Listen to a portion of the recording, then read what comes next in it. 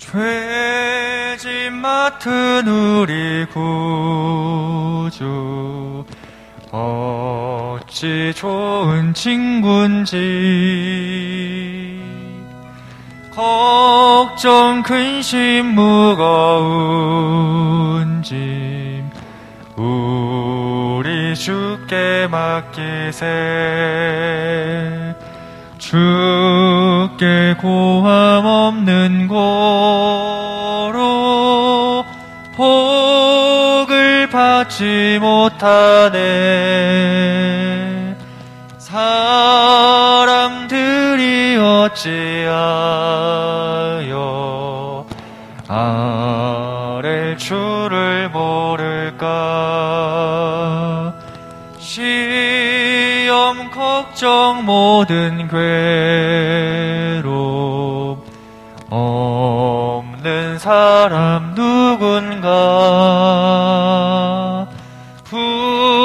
부질없이 낙심 말고 기도 드려 아뢰세.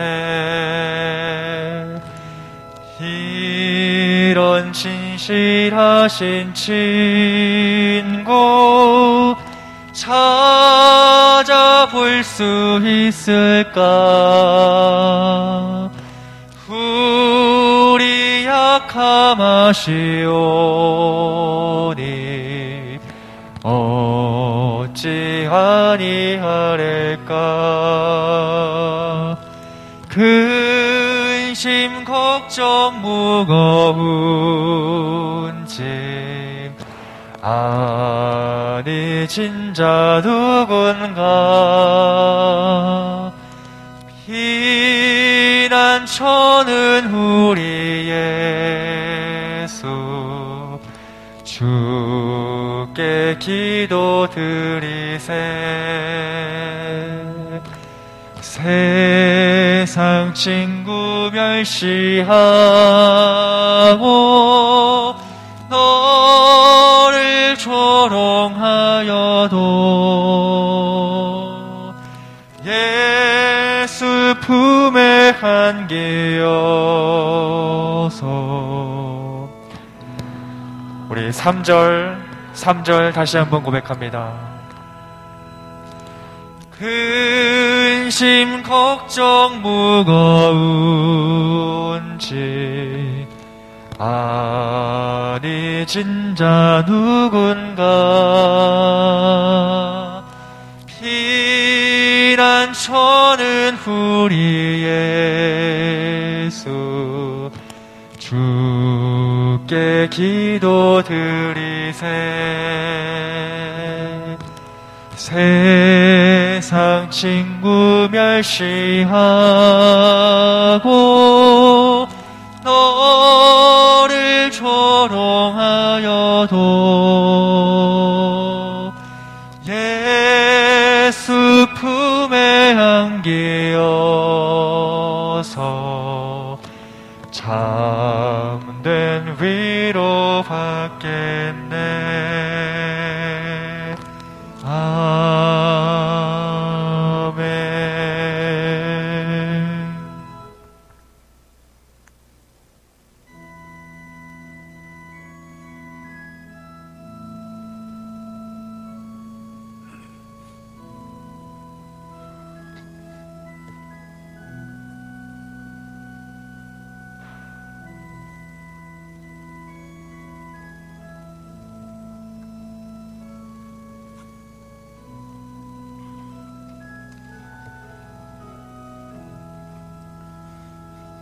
자리에서 다 일어나셔서 임내송 찬양 부르심으로 주일 예배 드리겠습니다.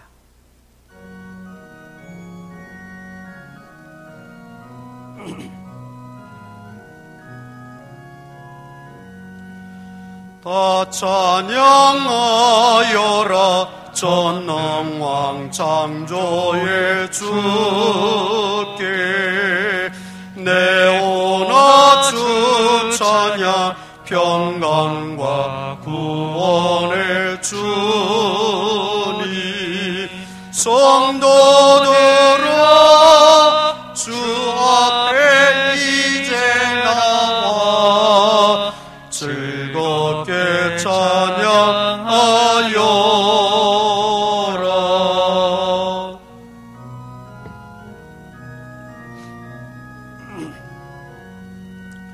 다 찬양하여라. 온 몸과 마음을 바쳐 이 세상 만물이 주 앞에 다 나와 찬양.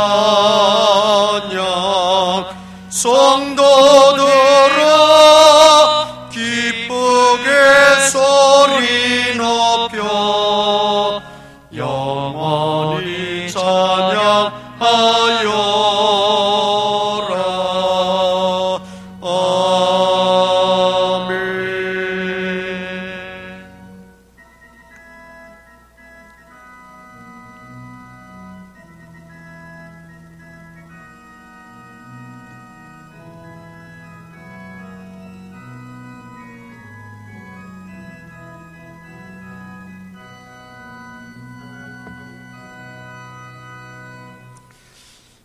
이 시간 우리 한 1분간 마음속으로 하나님 앞에 먼저 회개할 바를 회개하고 또 새롭게 우리가 변화받기를 소망하고 또 말씀 앞에 겸손하기를 우리가 바라며 하나님 앞에 회개의 기도 우리 묵상으로 한 1분간 드리겠습니다. 아버지 하나님, 주님,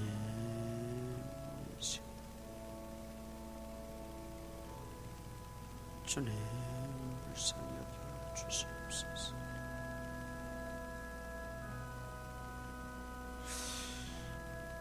저를 돌아볼 수 있는 영의 눈이 열리게 하여 주시고 믿음의 눈이 열리게 하여 주옵소서. 믿음으로 주님 앞에 나아갈 때 우리의 허물과 죄를 용서하여 주시고 하나님을 향하여 영광 가렸던 모든 일들을 용서하여 주시고 온전히 은혜의 보좌 앞에 담대히 나아갈 수 있는 저희들이 되어지게 하여 주시옵소서. 자신을 바라보고 살필 수 있는 믿음의 눈이 열리게, 영의 눈이 열리게 하여 주옵소서. 아버지 주님 도와주시옵소서.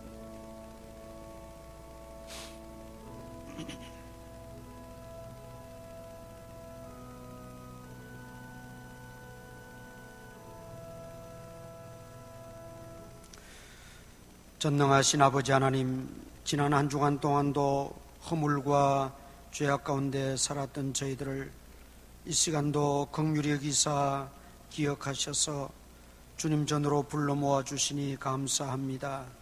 이 시간도 우리의 적은 믿음이지만 하나님 앞에 회개의 기도를 드리며 주님의 은혜 보좌 앞에 나아가오니 우리를 긍휼히 여겨 주시옵소서.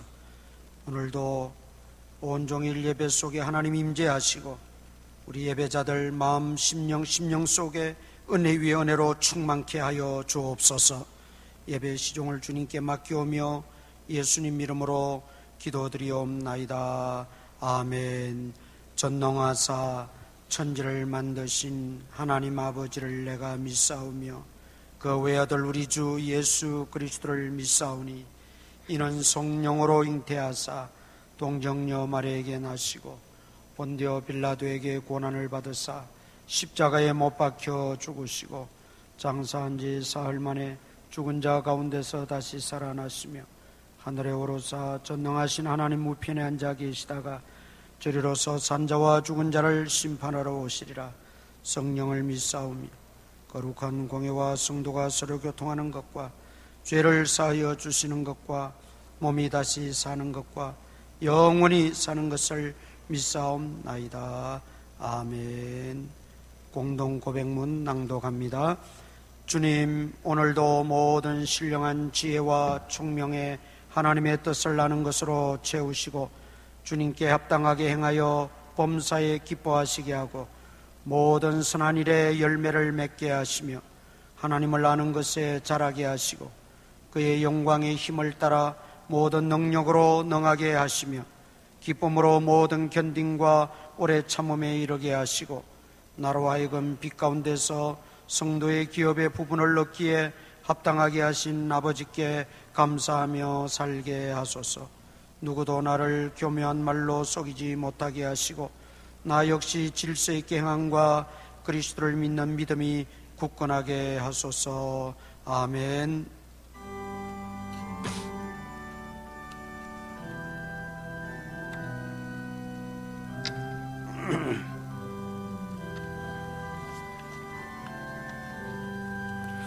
너 시험을 당해 죄 짓지 말고 너 용기를 다해 곧 물리치라.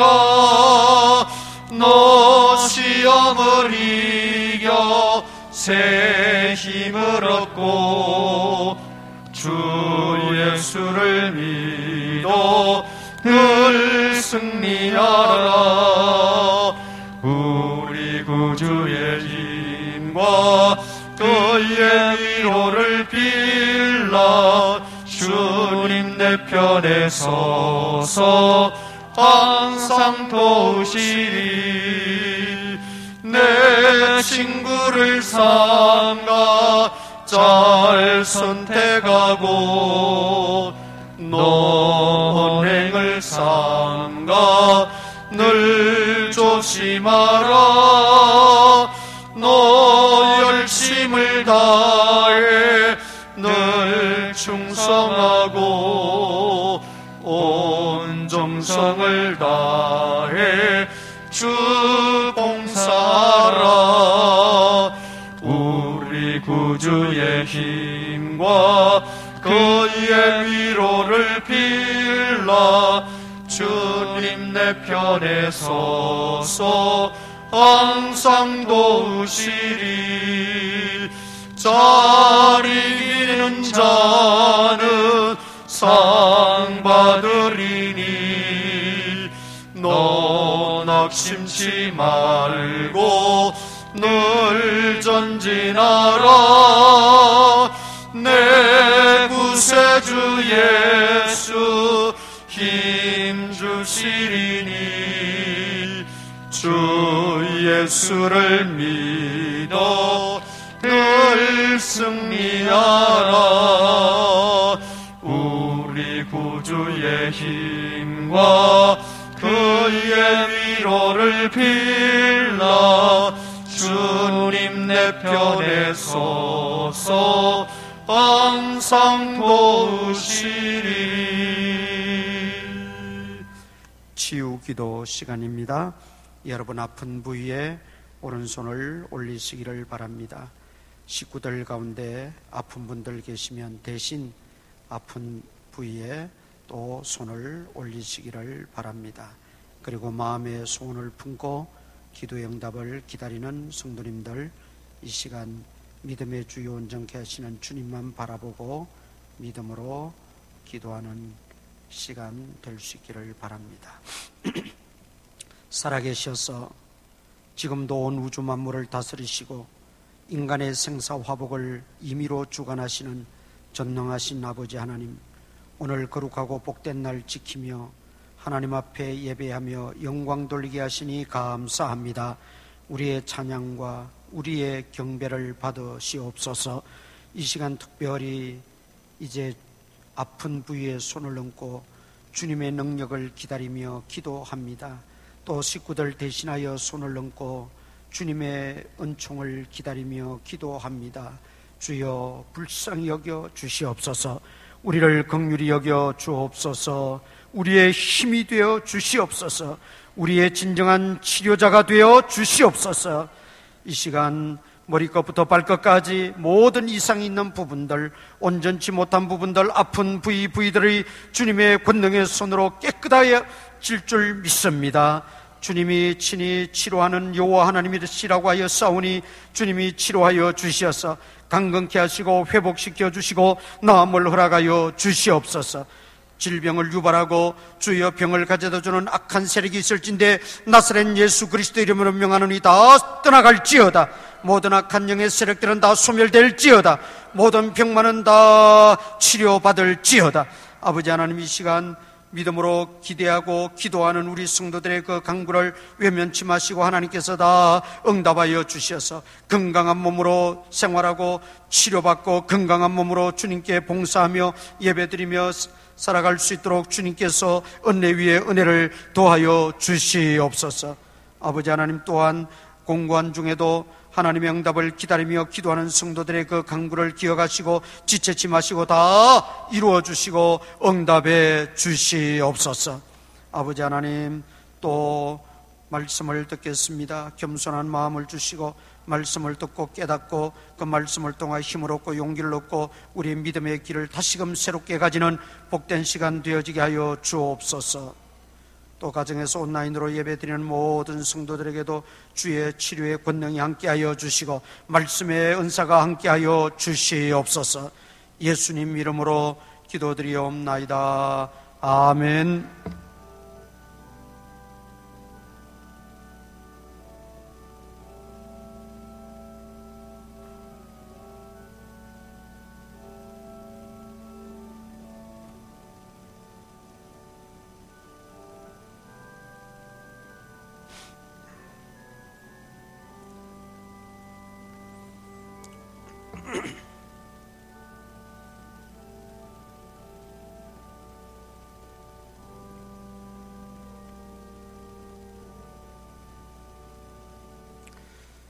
전도 사역을 지펴가는 부장님과 팀 위에 주님 힘과 능력과 복음의 영역을 더하여 주옵소서. 주님의 은혜 감사합니다. 저희 가정의 참주인 되시고 저희 자녀들의 참부모 되신 주님께 모든 것 믿고 맡깁니다. 늘 주님과 동행하는 축복의 자녀 삼아 주옵소서. 범사에 감사합니다. 사물을 허락해 주신 하나님께 감사합니다. 오늘도 성도들과 함께 예배할 수 있는 은혜 주시니 감사합니다. 범사에 감사합니다. 허물과 죄로 죽었던 우리를 용서해 주시고 구원해 주신 하나님 감사합니다. 범사에 감사합니다. 한 주간도 맡은 바 은혜의 힘으로 승리하게 하셔서 감사합니다. 어떠한 경우에도 하나님 앞에 바로 설 수 있도록 인도하여 주옵소서. 범사에 감사합니다. 하나님 아버지, 주님 앞에 나올 때에 귀한 예물을 정성껏 준비해서 또 마음의 소원을 담고 또 감사한 내용을 담아 드립니다. 이 모든 예물들이 하나님 보시기에 기뻐 받으시는 참된 예물 되어지게 하시고 사랑하는 성도님들과 가정과 직장과 생업과 하는 모든 일들 손길마다 아버지 발걸음이 머무는 곳마다 주님이 함께 하시고 복되게 하셔서 늘 형통하게 하시고 부족함이 없도록 인도하여 주시옵소서. 예수님 이름으로 기도드리옵나이다. 아멘. 창세기 12장 10절.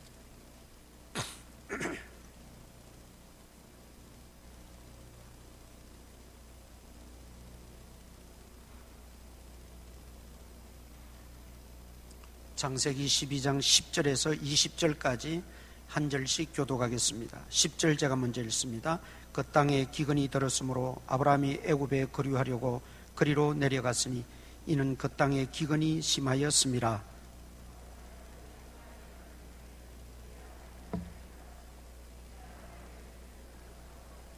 애굽 사람이 그대를 볼 때 이르기를 이는 그의 아내라 하여 나는 죽이고 그대는 살리리니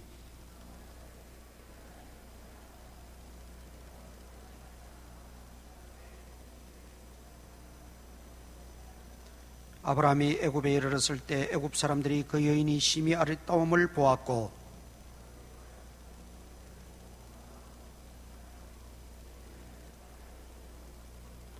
이에 바로가 그로 말미암아 아브라함을 후대함으로 아브라함이 양과 소와 노비와 암수 나귀와 낙타를 얻었더라.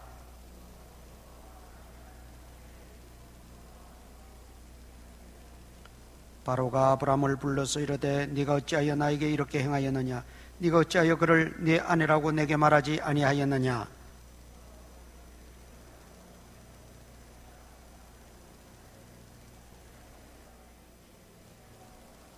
바로가 사람들에게 그의 일을 명하며 그들이 그와 함께 그의 아내와 그의 모든 소유를 보내었더라. 아멘. 우리 지난 주일에 아브라함 첫 번째 시간 말씀을 드렸습니다. 함의 자손들로 인하여 바벨탑이 세워졌지요. 바벨탑을 세운 그 목적은 하나님이 또다시 우리를 홍수로 심판하시더라도 우리가 멸망당하지 않기 위해서 하늘 꼭대기까지 닿는 높은 탑을 쌓고 거기서 우리가 죽음을 면하자, 그 동기였습니다. 그런데 그것은 하나님 보시기에 불신앙이었어요.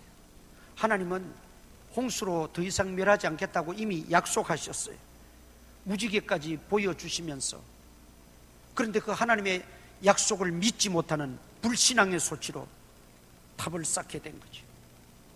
그래서 하나님은 언어를 혼잡게 해서 그 탑의 공사를 다 중단시키고 말았습니다. 그런 시대에 살던 인물이 바로 이 아브라함이었어요. 지난주일 말씀드린 대로 아브라함은 갈대아 우르라고 하는 옛 바벨론의 중심지에서 살면서 우상을 섬겼다 그랬어요. 다른 신을 섬겼더라. 우상 섬기는 그가 뭐가 이뻐서 하나님이 찾아오시고 불러주셨겠어요. 하나님 그만큼 우상을 싫어하시는 거예요. 우상을 만들고 우상을 섬기고 우상 앞에 절하고 하나님이 가장 미워하고 싫어하시는 거예요. 요즘 우리가 만들어 놓고 절하지는 않을지라도 하나님보다 더 우선시하고 하나님보다 더 소중히 여기고 하나님보다 더 가치 있게 여기고 하나님보다 더 내가 아끼고 사랑하고 섬기는 것이 있으면 그게 우상이라는 거예요. 하나님은 그런 우상의 자리에서 떠나기를 원하십니다. 그 우상을 품고 있어서는 절대 복이 될 수가 없어요. 복의 통로가 될 수도 없어요. 복의 근원이 될 수도 없어요. 복을 받을 수가 없다는 거예요. 그 아브라함을 찾아오셔서 그게 은혜라 그랬죠. 은혜입니다. 하나님의 은혜로 우리가 살아가는 것입니다. 하나님의 은혜로 구원받은 것입니다. 오늘도 하나님의 은혜 힘으로 사는 것이고 앞으로도 여전히 하나님의 은혜 힘으로 살아갈 것입니다. 그리고 하나님은 은혜 주시기를 기뻐하십니다. 우리를 은혜로 부르셨으니 하나님 우리에게 무한한 은혜를 날마다 공급해 주시기를 기뻐하시는 분이십니다. 그 하나님의 은혜를 우리가 사모하면서 주시는 은혜로 우리가 하루하루 살아가야 돼요. 지금 여러 가지 이렇게 코로나 전국으로 인해서 힘들고 어렵고 제약되는 게 많고 하지만 그러나 하나님의 은혜의 힘을 받아서 우리가 더 힘있게 더 활기차게 신앙생활하고 살아가야 될 줄 믿습니다. 이제 오늘 하나님이 그 아브라함을 부르시고 아브라함은 갈 바를 알지 못했지만 보여준 땅이 아니라 보여줄 땅, 그러니까 미지의 땅이고 두렵습니다. 염려가 됩니다. 그러나 믿음으로 순종했다. 하나님은 그 믿음을 보시고 아브라함을 의롭게 여기셨다. 하나님이 그를 의롭게 보시고 복이 되게 하셨어요. 큰 민족을 이루게 하시고 믿음의 조상이 되게 하셨어요. 그런데 그런 믿음의 조상이 되고 큰 하나님의 은혜를 입었던 아브라함조차도 또 오늘 보면 나약한 모습을 보게 됩니다. 자, 10절 다시 봅니다. 그 땅에 기근이 들었으므로, 그 땅은 무슨 땅입니까? 약속의 땅, 가나안 땅입니다. 가나안 땅에 기근이 들었다는 것. 여러분, 여기서 우리가 한 가지 중요한 사실을 알게 돼요. 약속의 땅에도 기근은 찾아온다는 것입니다. 약속의 땅에도 기근은 있습니다. 하나님이 약속의 땅으로 보내셨으면 기근은 허락지 말았어야지요. 잘 되게 했어야지요. 풍년이 되게 했어야지요. 그런데 기근이 찾아왔다는 것이죠. 무슨 의미입니까? 여러분, 우리가 예수 믿고 구원받고 우리가 하나님의 은혜 속에 살아가고 내가 기도도 열심히 하고 봉사도 열심히 하고 해도 기근은 찾아옵니다. 예수 믿는 사람에게도 어려움이 있고 또 넘어짐도 있고 고통도 있고 환난도 찾아오고 실패도 있을 수 있고 병고도 있다는 말입니다. 아브라함에게 지금 기근이 왔어요. 그 당시에 그쪽에는 팔레스틴 지역에는 비가 자주 오지 않지 않습니까? 그런데 그나마 그 자주 오지 않는 조금 오는 비도 오지 않으면 흉년이 들 수밖에 없는 거죠. 흉년이 들면 제일 문제가 뭐냐면 이 유목민족이었으니까 당시에는 목초지가 메말라 버리는 거예요. 그래서 지금 어디로 내려갔다 그랬어요? 애굽에 살려고 애굽으로 내려갔다. 이집트로 내려갔어요. 거기는 나일강이 있어요. 물이 풍부하고 목초지가 풍부합니다. 그러니 그쪽으로 내려갔다는 거죠. 여기 이제 우리 신앙인의 어떤 바른 자세, 태도를 우리가 살펴봐야 돼요. 애굽에 내려갔다고 하는 것은 흉년 때문입니다. 흉년은 어떤 자연적인 현상으로 찾아온 겁니다. 그러니 얼마든지 핑계 댈 수 있고 얼마든지 자기 정당성을 주장할 수가 있어요. 아니, 목초지가 없는데 어떡하냐? 목초지를 찾아가야지. 흉년이 들어서 먹고 살지를 못하고 굶어 죽을 지경인데 어떻게 해서라도 살아봐야지. 그래서 애굽으로 내려갈 수밖에 없었다. 그런 자기 정당성을 주장할 수 있다는 거죠. 환경이 그러니까, 지금 닥친 상황이 그럴 수밖에 없으니까. 그런데 여러분, 이 애굽으로 내려가는 것은 하나님의 뜻이 아니었어요. 창세기 26장 찾아보세요. 창세기 26장 1절 2절.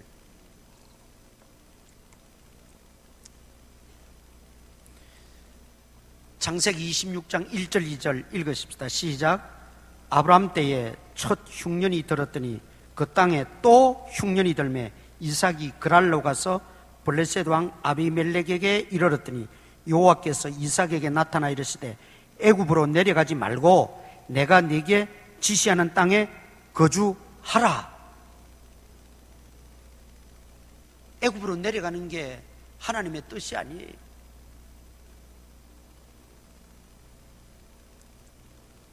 우리는 얼마든지 핑계댈 수 있고 정당성을 주장할 수가 있어요. 그러나 그 핑계거리와 정당성 주장이 꼭 하나님의 뜻과 일치하는 것은 아니에요. 꼭 그 정당성 주장과 핑계거리가 하나님이 다 용납하고 수용하시는 것은 아니라 이 말입니다. 내 변명에 불과한 것이지. 우리가 믿음으로 살면서도 실패할 수도 있고 넘어질 수도 있고 환난도 오고 질병으로 많은 고생도 하고 고통도 겪고 어려움을 당할 수도 있어요. 이런저런 시험들이 많아요. 그때마다 핑계대고 변명하고 환경이 이래서 이랬습니다. 지금 삶의 상황이 이렇지 않습니까? 하나님도 아시지 않습니까? 하나님이 이해해 주셔야지요. 일일이 그럴 수 없다는 말이죠.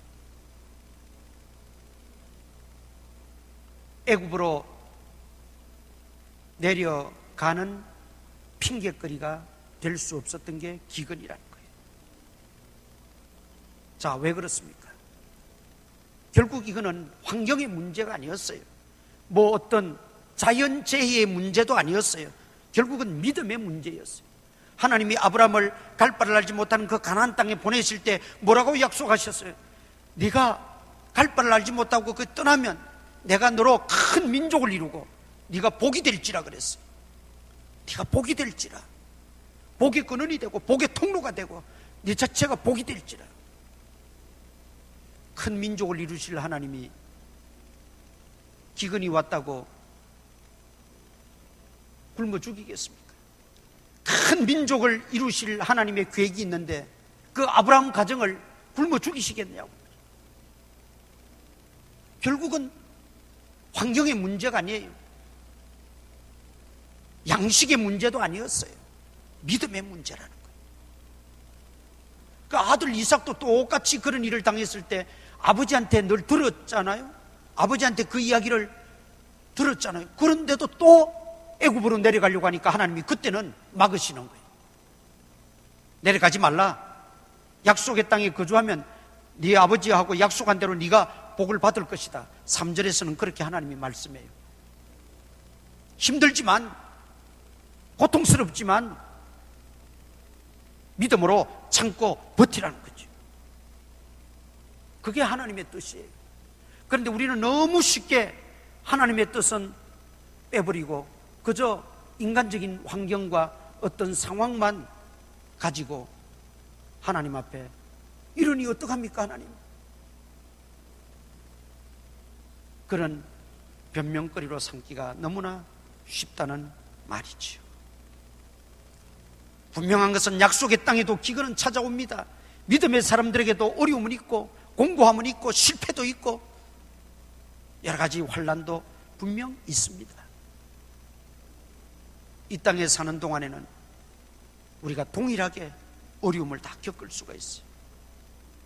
그러나 어쩌면 그것이 우리 믿음의 사람들을 향한 하나님의 한 번의 테스트인지도 몰라요.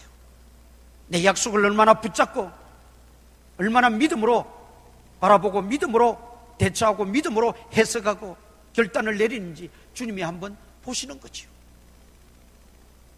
그런데 아브라함은 너무 쉽게 생각해 버렸어요. 단순한 자연재해로만 생각했어요. 여러분, 자연재해는 우리도 지금 3년 동안 이렇게 오랫동안 겪고 있습니다마는 단순간에 끝날 문제도 아니에요. 1년이 갈지 2년이 갈지, 여러분 애굽 땅에도 심지어 요셉 때 보면 7년간 대흉년이 있었잖아요. 얼마를 끌지 몰라요. 그러니까 빨리 대처하지 않으면 다 망하고 만단 말이죠. 그러나 여러분, 그럼에도 불구하고 우리 믿음의 사람들은 그 어려운 순간에도 하나님 말씀을 생각하고 하나님 말씀을 떠올리고 믿음으로 대처해야 됩니다. 믿음으로 극복해 나가야 돼요. 왜 하나님이 그토록 말씀하셨는데 네가 복이 될지라, 네가 복의 근원이 될지라, 너를 저주하는 자는 저주하고 내게 축복하는 자는 내가 복을 주겠다, 너는 큰 민족을 이루겠다. 왜 그 순간 그 말씀이 기억 안 나지 않았을까요? 마음판에 새기지 않았기 때문에, 마음판에 하나님 말씀 새기지 않았기 때문에. 그래서 성경은 여러 군데서 하나님 말씀을 마음판에 새기라 그래요. 마음판에 새기라. 내 마음판에 새기라. 높은 산에 올라가면 바위에 글자를 새겨놨어요. 1000년이 지나도 그 글자는 지워지지 않아요. 돌 바위 속에 새겨놨기 때문에. 그러나 물 위에 새긴다든지 모래 위에 새긴다든지 흙 위에 새겨놓은 것은 언제 없어졌는지 없어지고 말아요. 하나님 말씀을 늘 듣습니다. 하나님 말씀을 많이 읽어요. 그런데도 마음판에 새기지 않으면 그 중요한 순간에, 그 위기의 시간에, 정말 절체절명의 그 중요한 순간에 하나님 말씀이 생각이 안 나는 거예요. 하나님 말씀이 떠오르지 않는 거예요. 방법은 하나밖에 없어요. 내 생각대로 해버리는 거예요. 내 판단대로 결정해버리는 거예요. 여기 실패가 있다. 진정한 실패는 이거라는 거죠. 그래서 여러분, 모든 것이 다 환경의 문제만은 아니에요. 어떤 조건이 구비되지 않았어가 아니에요. 우리가 신앙의 눈으로 볼 때는 믿음의 문제라는 거예요. 믿음의 문제. 그 믿음은 하나님 말씀을 내 마음판에 새기고 정말 필요할 때 그 말씀이 떠오르고 생각나고 그 말씀이 길잡이가 되고 나의 진정한 안내자가 되고 헬프가 되느냐. 그런데 아브라함은 그렇게 하나님 말씀을 듣고서 떠났는데 막상 흉년이 찾아오니까 하나님 말씀은 온데간데없고 자기 결정권을 가지고 행동해버렸다는 거죠. 우리는 이런 실수를 범해서는 안 돼요. 믿음의 사람 아브라함도 얼마든지 범할 수 있는 실수, 우리도 연약한 존재 마찬가지라. 오늘 이 말씀을 통해서 여러분 힘들 때마다, 위기 때마다, 진정으로 성령의 위로가 필요할 때마다 성령의 말씀이, 성령의 감동이 여러분과 함께 하시기를 축원합니다. 하나님 말씀이 먼저 떠올라야 돼요. 하나님 말씀이 떠오르면 주의 말씀은 내 발의 등이요 내 길의 빛입니다. 아무리 흉년이 몰려오고 기근이 몰려와도, 폭풍우가 몰려와도 주의 말씀은 내 발의 등이요 내 길의 빛이니이다. 안전하게 나를 이끌어 가신다는 것입니다. 아브라함에게는 환경을 탓하고 지금 내가 처한 이 상황만 눈에 보이고, 그래서 그것이 전부인 줄 알고 그것을 핑계 삼아서 애굽으로 내려가 버립니다. 믿음의 문제, 믿음의 문제. 이런 상황 속에서 믿음으로 대처하고 믿음으로 극복하고 믿음을 표현하게 되면 그때 그 사람의 믿음은 한 단계도 업그레이드 하는 거예요. 그런 순간에. 그런데 여전히 믿음으로 해결하지 않고 환경만 타다 보면 믿음은 늘 그 모양 그 꼴 될 수밖에 없는 거죠. 아브라함이 하나님이 그래도 은혜로 개입을 하셔가지고 그 바로와 그 궁전에 큰 재앙을 내렸다 그랬잖아요. 그래서 사라를 보호했어요. 그 재앙이 구체적으로는 없는데 대체적으로 학자들은 전염병이라고 봅니다. 갑자기 돈 전염병으로 인해서. 왜냐하면 그 전염병은 순식간에 그 주변을 완전히 장악하니까, 아, 이게 어떤 신적인 노여움인가 보다, 하나님이 개입하시는 것인가 보다 두려움을 가지고 사례를 하나님이 보호해 주신 것이죠. 그러고 나니까 오늘 본문에 보니까 노비와 많은 노새 약타들을 하나님이 아브라함에게 다 바로 왕이 아브라함에게 선물로 줘서 아내도 돌려보내고 내보냈다 그랬어요. 그 일로 인해서 많은 걸 얻게 됐어요. 20절에 보니까 바로가 사람들에게 그 일을 명하며 그들이 그와 함께 그의 아내와 그의 모든 소유를 보내었더라. 소유를 얻게 됐어요.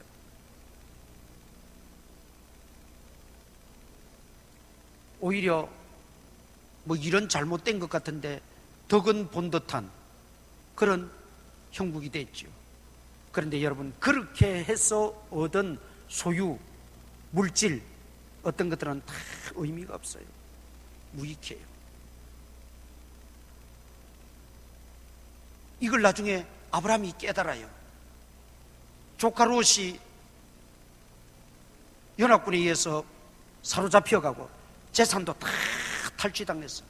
그 조카 롯의 종 중에 하나가 겨우 탈출해가지고 아브라함에게 그 소식을 알립니다. 아브라함이 집에 길리우던 318명의 그 군사들을 거느려 가서 급습해가지고 그 연합군을 다 물리치고 사로잡혀가던 롯과 그 일행들, 그리고 많은 재산들을 다 찾아와요. 그리고 제사장에게 10분의 1을 먼저 바치고 나머지는 그 소돔 왕에게 다 그대로 돌려줍니다. 그러니까 소돔 왕이 사람만 우리에게 주고 네가 취한 전리품은 다 가져가라. 고마우니까 사람만 우리에게 돌려주고 모든 가축이든 어떤 물건이든 어떤 금이든 은이든 보석이든 다 가져가라는 거예요. 그런데 아브라함이 그때 뭐라고 말합니까? 나는 신근 하나도 손대지 않겠다. 나중에 내가 잘 되면 너희가 뭐라고 떠들겠느냐. 그때 우리가 도와줘가지고 아브라함이 저렇게 부자되고 잘됐다, 나는 그 소리 듣기 싫다. 하나님이 내게 부자되게 하셔야 되는 것이지, 하나님이 나로 하여금 부자되게 해야 그게 진짜 부자지. 그리고는 신근 하나 손대지 않고 그냥 돌아왔어요. 여러분, 이런 믿음이 어디서 나오는지 압니까? 바로에게서 살아보려고 인간의 꾀를 동원해서 했지만은 결국은 하나님이 개입하심으로 말미암아 보호를 받고 바로 왕의 그 많은 소유를 얻어서 왔지만은 그것들이 다 내가 알게 모르게 다 없어지고 거품같이 사라지고 말았더라는 거예요. 하나님이 부유케 하셔야 부유해지게 되는 거예요. 하나님이 채워주셔야 풍성케 되는 거예요. 그래서 그 이후에 아브라함은 하나님이 나의 전부가 되시고 하나님이 나의 진정한 주권자가 되시고 주인이 되신다는 걸 다시 한번 그가 뼈저리게 깨닫게 되는 것이죠. 그리고는 이제 그가 하나님의 그 믿음에 대한 이 경각심을 가지고 믿음을 다시 한번 새롭게 바라보고 새롭게 결단하는 계기가 되었습니다. 그래서 고난은 다 우리에게 해로운 것이 아니에요. 우리에게 찾아오는 어려움이나 그 어떤 고통의 문제들, 그게 다 해로운 것만은 아니에요. 그걸 믿음으로 잘 해석하면 고난은 보자기에 감추인 축복과 같은 거예요. 이 고난을 통해서 아브라함은 큰 것을 깨닫게 돼요. 고난을 통해서 순수한 믿음으로 회개하는 그런 은혜를 받게 되었어요. 우리가 당하는 여러 가지 어려운 고난들이 있을 줄 압니다. 그걸 여러분 못마땅하게만 생각하지 말고 불평만 하지 마시고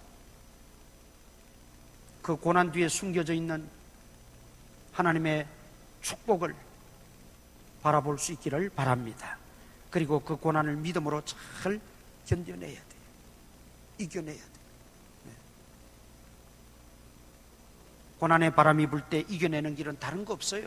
그냥 하나님 앞에 납작 엎드리는 것밖에 없어요. 하나님 앞에 엎드리는 것밖에 없어요. 하나님이 나의 힘이 되어주시고 하나님이 내 갈 길을 인도하시고 하나님이 우리 가정의 주인이 되어주시고 하나님이 우리 자녀들의 미래의 주권자가 되어주시옵소서. 인도해 주옵소서. 힘이 되어주시옵소서. 납작 엎드리면 지금의 그 많은 고난의 바람들은 내 위로 다 지나가고 마는 거예요. 강풍이 불어도 납작 엎드리면 지나가지만 뻣뻣하게 서 있으면 강풍에 맞아서 쓰러지고 넘어지고.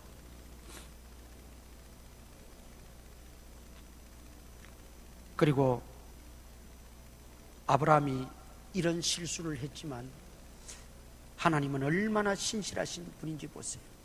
하나님은 자신이 큰 민족을 이루고 아브라함이 복이 되겠다고 약속하셨기 때문에 그 약속을 이루시기 위해서 하나님은 개입하지 않을 수가 없었다는 거죠. 그래서 큰 재앙을 내려 하나님은 그 위기를 모면케 해주시는 거예요. 하나님이 개입하신 거죠. 하나님이 간섭하신 거예요.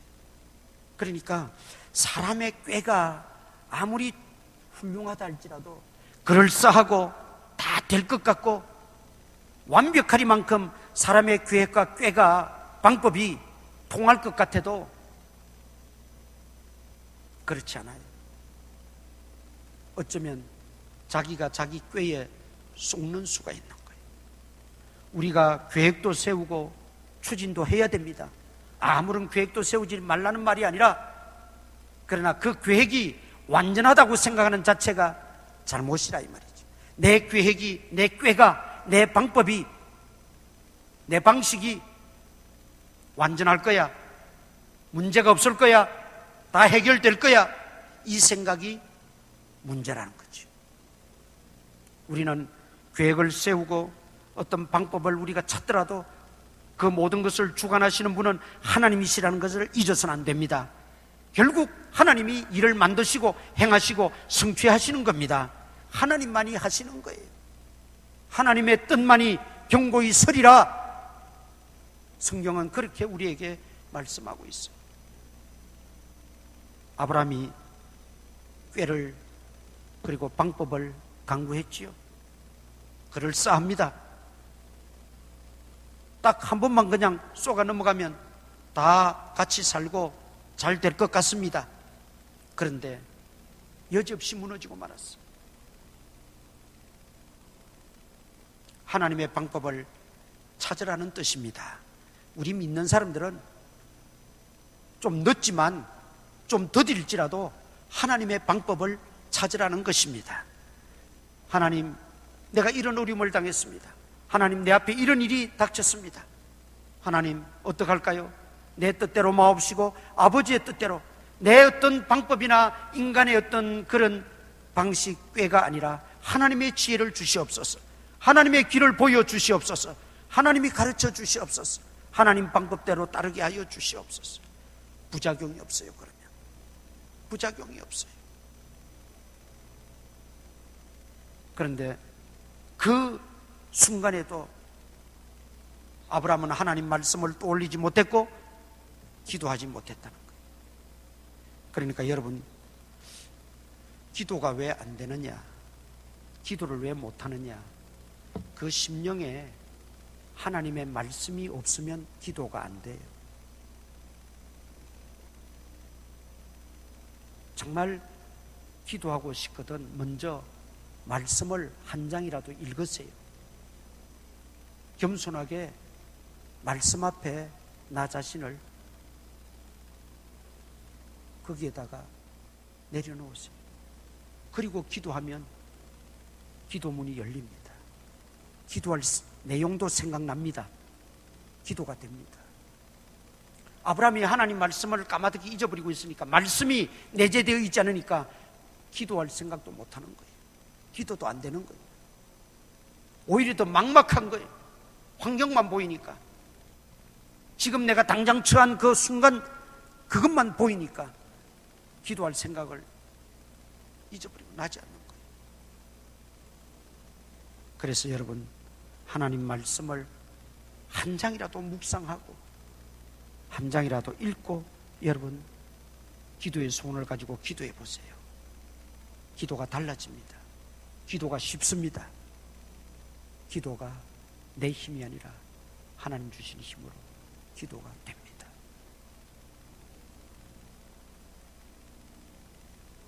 그런 순간에 아브라함은 하나님의 방법을 구하며 기도했어야 되는 거예요. 하나님, 우리 형편이 지금 이렇습니다. 그런데 하나님의 길이 있을 줄 믿습니다. 하나님은 능치 못함이 없으시니 하나님이 개입하시고 간섭하셔서라도 하나님 이 일을 해결해 주세요.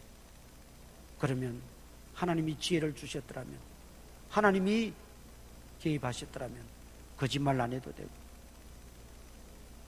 그런 부끄러운 행동을 안 해도 되고 또 그 애굽 사람들에게 창피당하지 않아도 되고.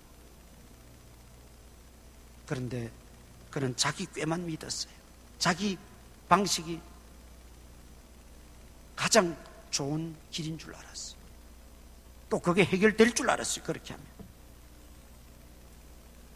우리 믿음의 사람들은 하나님 말씀을 묵상하며 하나님 앞에 정말 겸손하게 엎드리고 기도하면서 하나님의 길을 찾고 하나님 주시는 지혜를 구하고 하나님의 방법을 따를 수 있기를 축원합니다.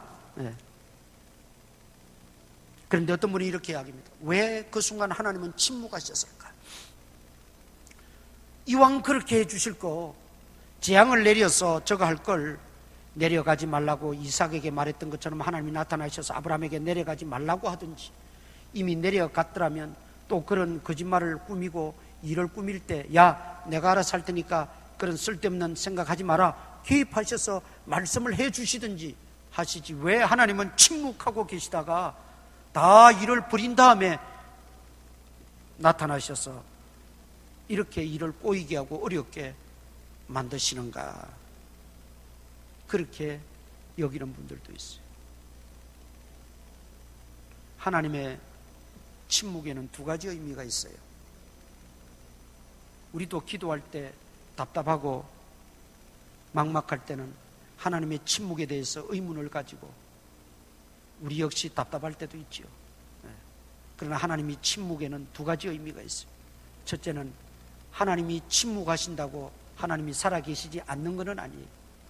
하나님이 아무 말씀하시지 않는다고 하나님이 돌아가신 게 아니라 이 말이죠. 하나님이 안 계신 게 아니라 이 말이죠. 하나님은 살아계시면서 침묵만 하고 계신 거예요. 그러나 다 보고 계신 거예요. 다 보고 계신 거예요. 또 하나는 침묵한다고 해서 하나님이 동조하는 게 아니란 걸 또 알아야 됩니다. 내가 교회 가고 추진하는 일에 대해서 하나님이 침묵하십니다. 그렇다고 하나님이 100% 동조한다고 여기어서도 안 된다 이 말이죠. 하나님의 침묵의 두 가지 의미는 겁니다. 침묵하고 계신다고 해서 하나님이 안 계신 것 아니에요. 하나님의 때가 아직 이르지 않은 것 뿐입니다.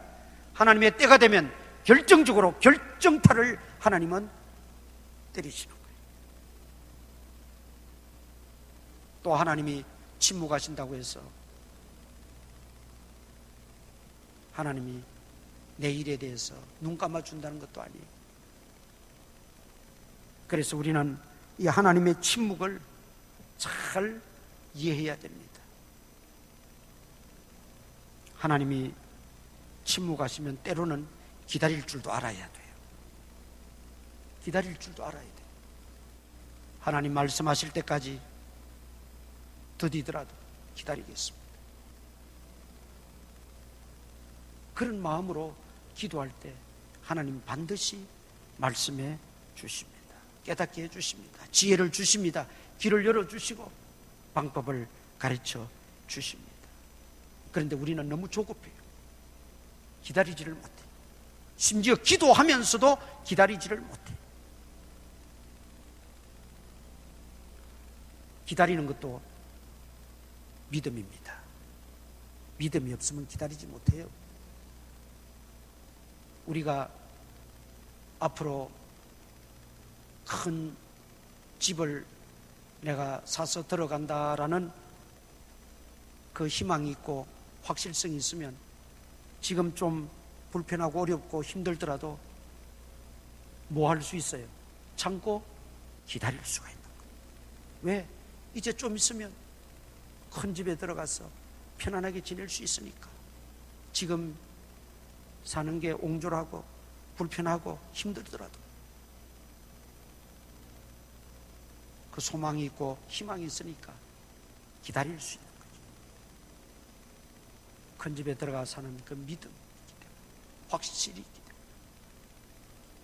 오늘 우리가 기다리는 것도 그런 측면에서는 하나님에 대한 그 신뢰이거든요. 하나님에 대한 신뢰가 없으면 기다릴 수가 없죠. 그러나 하나님에 대한 분명한 신앙 고백이 있고 신뢰가 있으면 하나님의 때가 더디더라도 기다릴 수가 있다. 기다릴 수가 있다. 조합기는 아브라함이 가나안 땅에 흉년이 들었을 때 하나님 앞에 기도했어요. 하나님, 내게 이렇게 약속하지 않았습니까? 나는 하나님 그 약속 믿습니다. 신실하신 하나님 믿습니다. 그러나 지금 고통스럽고 힘든 것은 사실입니다. 그러나 하나님이 해결해 주실 줄 믿습니다. 나는 하나님의 그때를 기다리겠습니다. 하나님 이루어 주시옵소서. 기도하고 기다리는 믿음이 있었더라면 문제는 달라졌다. 이런 오점을 남기지 않게 되는 거예요. 기도하고 기다리는 것도 신앙입니다. 잘 기다리는 거예요. 인내하고는 또 다른 차원이 있기는 있습니다만은 기다리고 잘 기다리고 하나님의 때를 잘 기다리고 하나님이 행하실 역사를 기대하며 잘 기다릴 수 있는 굳건한 믿음 달라고 기도하셔야 됩니다. 자꾸 조급한 마음이 생기고 내가 하고 싶은 대로 그냥 하고 싶어 하고 그러면 그때 기도해야 돼요. 그때 잠시 멈추고라도 하나님 앞에 기도해야 돼요. 그러지 않으면 내 꾀대로 내 방식대로 행해버리면 그것이 모든 문제를 해결할 수 있다고 하는 보장이 없어요. 아브라함의 이 실수를 우리도 할 수 있고 우리는 더 이상 이런 시행착오를 거치지 않도록 우리가 믿음으로 기다릴 수 있는 믿음의 사람들 되어야 할 줄 압니다. 그런데 하나님이 얼마나 신실하시냐. 그런 아브라함의 실수에도 불구하고 아브라함이 지멋대로 하는데도 불구하고 하나님의 약속을 잊어버리고 하나님을 신뢰치도 않고 의지하지도 않음에도 불구하고 하나님이 그래도 긍휼히 여기셔서 개입하셨다는 거예요. 이게 하나님의 놀라우신 자비요, 은총, 은혜요, 사랑입니다. 사랑. 우리가 그 사랑 힘있고 살아가는 거죠. 하나님이 그때그때마다 벌하고 그때그때마다 진노하시면 저부터라도 여기 남아있을 사람이 어디 있어요? 한 사람도 없어요. 그러나 하나님은 또 우리의 실수함에도 불구하고 하나님이 개입하셔서 굽어진 것을 또 바로 세워주시고 또 우리를 이끌어주시고 또 부족하지만은 믿음 주셔서 어떻게 해서라도 하나님의 사람으로 세워가고, 그래서 끝끝내 복된 존재가 되도록 만들어 가시는 게 하나님의 역사입니다. 하나님의 역사고 계획이에요. 그 하나님 신실하신 하나님, 긍휼이 풍성하신 하나님, 사랑이 넘치는 하나님이시죠. 하나님의 그 사랑, 그 긍휼하심이 오늘 아브라함에게 없었다면, 또 우리에게 없었다면 아브라함의 존재는 아무것도 아닌 거예요. 우리도 역시 아무것도 아닌 존재가 되고 말았을 것입니다. 이제 우리는 하나님의 그 신실하심을 우리는 욕돌려서는 안 돼요. 하나님의 그 신실하심을 자꾸 우리는 그것을 악용해서도 안 돼요. 하나님이 이처럼 아브라함을 사랑하셨어요. 하나님께서 그 하나님의 신실하심을 나타내 보여주셨는데, 사람은 또 넘어지고 또 실수해요. 또 우리가 하나님을 거역하고 하나님을 불신할 때가 많아요. 네. 아브라함이 75세에 자녀의 약속을 받습니다. 네 몸에서 난 씨앗이 하늘의 별과 같이 바다의 모래알같이 많을 것이다. 그런데 아무리 기다려도 아이가 생기지 않아요. 이미 아내의 살에는 경수가 끊어져 다 더 이상 아이를 낳을 수 없는 지경이 됐어요. 자신도 점점 나이가 많아져. 결국 참다 못해 기다리지 못하고 하갈을 취하여 이스마엘을 낳게 되지요. 그것은 약속의 자녀가 아니었어요. 훗날 그것으로 인해서 가정이 어려움을 당하고 아브라함이 고통을 겪고 아이들이 고통을 겪고, 역사적으로는 지금의 아랍 후손들이 그 이스마엘이 낳은 다 후손들인데, 이 긴 역사를 두고 볼 때도 아브라함이 그 하나님의 약속을 기다리지 못하고, 한 번 실수해서 하나님의 그 신실하심을 경험했다면 다시는 내가 하나님을 만으로 여기지 않고 내가 하나님을 슬프게 하지 않겠다. 그래서 하나님이 약속하셨으니 기다려야지. 우리가 육체적으로는, 생리적으로는 아이를 낳을 수 없는 상태가 되었다 할지라도 하나님은 불가능이 없으신 분, 능치 못함이 없는 분이야. 하나님은 하실 거야. 기다리자. 그리고 기다렸어야 되는 거죠. 그런데 기다리지 못함으로 가정에 큰 우환을 낳게 되고, 지금까지도 유대인들과 아랍 족속은 적대적으로 대하고 있지 않습니까? 그게 한 아브라함에게서 나온 이스마엘과 이삭의 후손들이. 신실하신 하나님이 우리에게 그때그때마다 인도하시고 함께 하셨던 걸 잊지 말고 또다시 반복되는 그런 어리석음을 범해서는 안 된다는 거예요. 그러려면 하나님의 그 신실하심을 우리는 굳게 믿고 붙잡아야 됩니다. 굳게 붙잡아야 돼요. 하나님이 이만한 일에는 함께 하셨는데 그보다 수십 배, 수백 배 큰 일, 더 굉장한 일들, 아이고 이거는 하나님이 어떻게 하실 수 있겠나? 아닙니다. 더 크면 클수록 우리는 어떻게 할 수 없지만은 하나님 앞에서는 아무것도 아닌 거예요. 그래서 중요한 것은 오늘 이 아브라함이 사실은 주인공이 아니라 여기서 하나님의 그 신실하심을 보여주시고자 하는 사건이고 기록입니다. 하나님의 신실하심을 우리들에게 말씀하고 또 외치고 계신 하나님의 음성을 오늘 좀 들을 수 있기를 바랍니다. 우리는 꾀를 부리고 우리는 연약하고 우리는 넘어져도 그럼에도 불구하고 하나님은 또 개입하셔서 우리를 일으키시고 우리를 도우시고 우리를 붙잡아 주시는 그 신실하신 하나님. 그래서 우리는 참 감사한 거는 내가 이렇게 부족함에도 불구하고 내가 하나님을 의지하고 신뢰할 수 있다고 하는 이 자체가 얼마나 감사한 일입니까? 얼마나 큰 은혜입니까? 그러나 그 하나님을 계속해서 악용해서는 안 된다 이 말이죠. 전에도 이렇게 내가 넘어져도 일으켜 주셨으니 이번에도 일으켜 주시겠지. 하나님을 그렇게 악용하는 그것은 하나님을 만홀히 여기는 죄라 그랬습니다.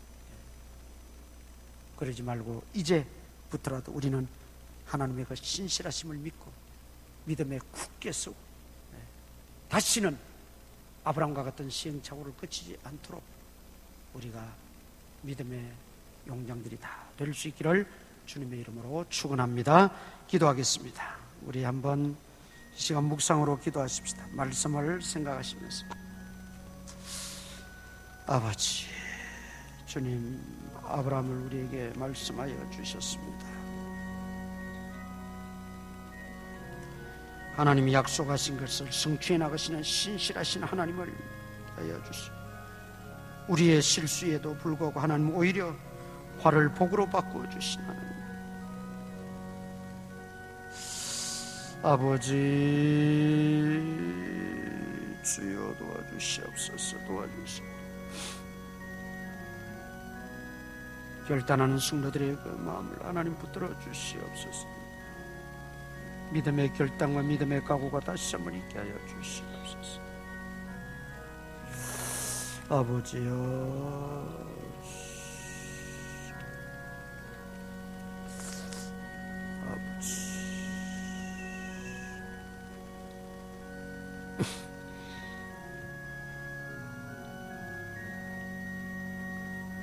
주님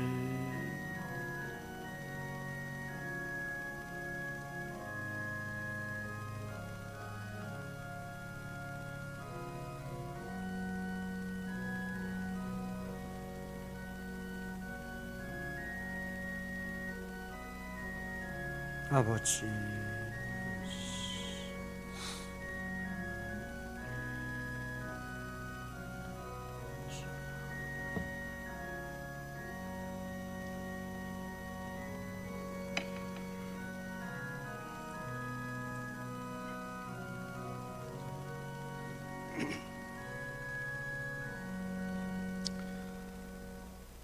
자비하시고 사랑이 풍성하신 아버지 하나님, 오늘도 아브라함의 사건을 통해서 신실하신 하나님을 만나게 하시고 또 발견하게 하시고 신뢰하게 하시니 감사합니다.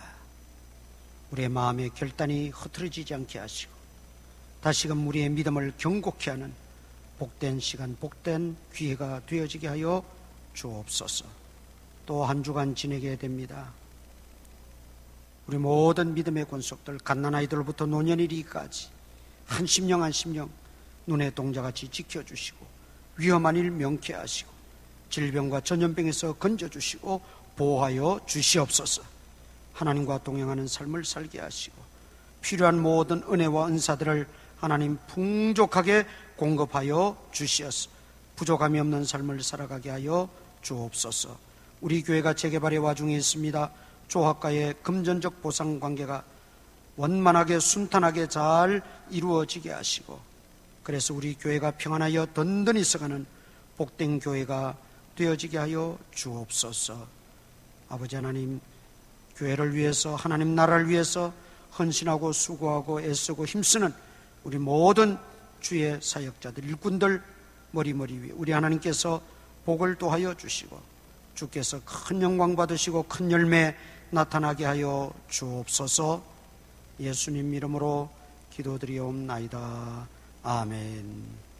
일어나셔서 인사 한번 나누십시다. 반갑습니다. 반갑습니다.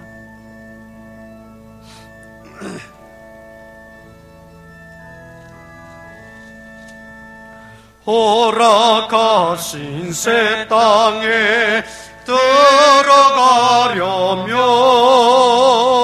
맘에 준비하여 힘써 일하세. 여호수아 본받아 앞으로 가세.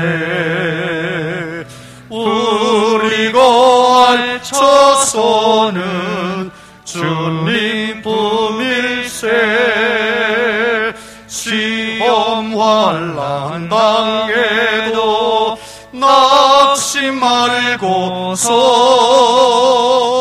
맘의 걱정 버리고 힘써 일하세. 여호수아 본받아 앞으로 가세. 우리 거할 처소는 주님 품일세. 앞서가신 예수님 바라보면서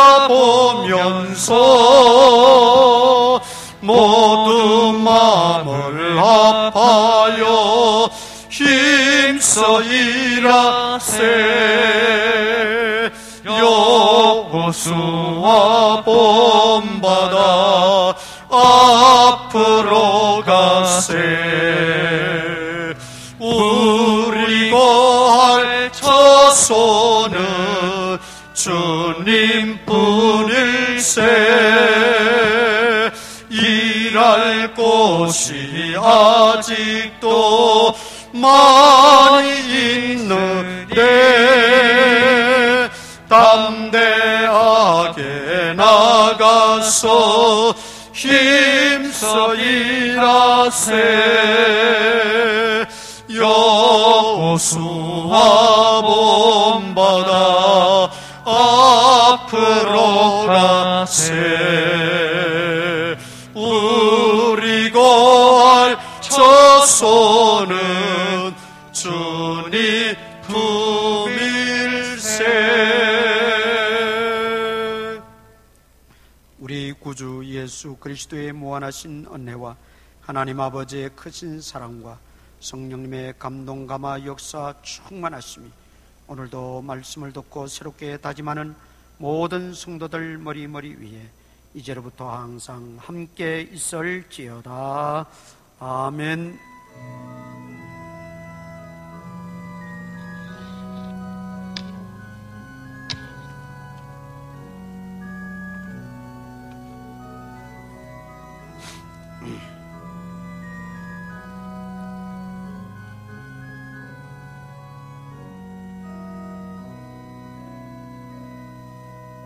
자리에 앉아 주시기 바랍니다. 나가실 때 그 비말 마스크 하나씩 받아가시기를 바랍니다. 여름이 되면 더워지면 또 KF94는 숨이 차고 또 좀 호흡하기가 힘든데 그렇다고 또 일회용만 낄 수는 없고 하니까 비말 마스크가 또 적당할 수가 있습니다. 한 곽씩 50장 들었는데 한 곽씩 받아가시면 좋겠습니다. 저 마스크 하시는 분이 우리 인천에 나눔과 기쁨이라는 재단이 있습니다. 어려운 분들, 어려운 또 그 독거노인들 이렇게 돕고하는 나눔과 기쁨 기관이 있는데 그 나눔과 기쁨 기관에서 좀 필요하면 가져가라 그래서 좀 우리가 전도용으로도 좀 하고 또 하나씩 드리려고 가져왔습니다. 받아가시기를 바랍니다. 주차장은 우리 장로님들과 이영구 집사님께서 조합에 찾아가셔서 또 잘 협의를 해서 3월 20일 주일까지는 사용하도록 그렇게 연기가 됐습니다. 감사한 일이죠. 그나마 그래서 제가 다 전달을 드렸는데 오늘 또 보니까 혹시 빠진 분이 계셔서 저 밑에 차를 대고 올라오셨다는데 죄송합니다. 20일까지는 이제 우리 주차장을 계속 사용할 수 있으니까 착오 없으시기를 바랍니다. 예배 마쳤습니다. 안녕히 돌아가시기 바랍니다. 감사합니다.